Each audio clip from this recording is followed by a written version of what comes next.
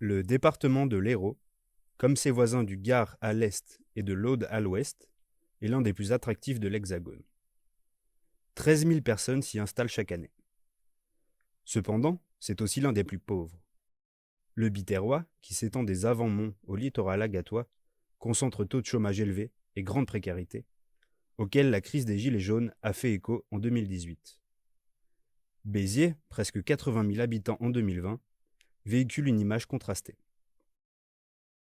Cette cité, parmi les plus anciennes de France, était pourtant prospère au XIXe siècle et encore attractive jusqu'au milieu des années 1970. Elle reste une terre industrielle. Sa position géographique est avantageuse, à la croisée de l'A75 et de l'A9, et elle hérite d'un patrimoine exceptionnel. Les écluses de Foncéranes sont classées au patrimoine mondial de l'UNESCO depuis 1996 au titre du canal du Midi. À 2 pas des écluses, relié à la ville haute par le pont Vieux, le secteur ouest de Béziers est ceinturé par l'Orbe, le canal du Midi et le Lirou. Il s'est développé en zone inondable, profitant tour à tour de l'essor de la voie d'eau, du fer et de la route. Le quartier s'organise autour d'une centralité unique, la place des Alliés, et les berges du canal et du fleuve.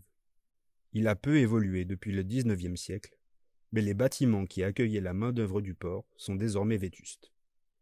La Tramviaire est composée de boulevards et d'impasses de plus en plus nombreuses. Les infrastructures alentours ont eu tendance à isoler le quartier, dont les événements d'octobre 2019 ont rappelé la vulnérabilité aux inondations. Des études ont été lancées par les collectivités. Le projet a pour but d'en faciliter la coordination.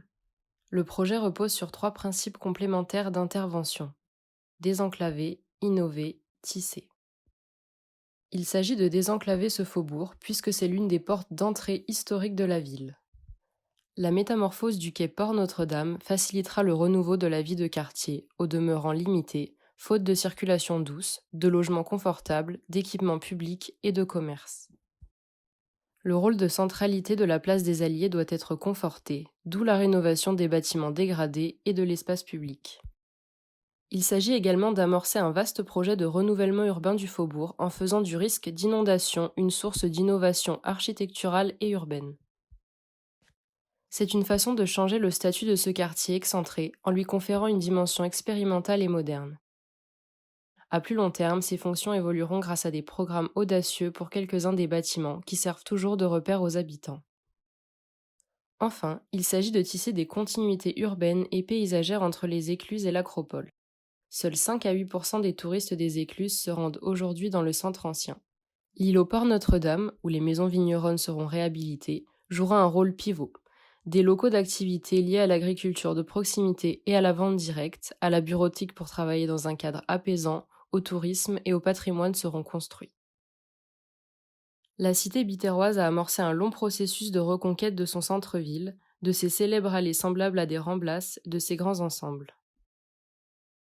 Les zones périphériques, à l'interface avec les communes voisines, constituent un nouveau chantier pour lequel l'eau et le patrimoine peuvent opportunément être mobilisés.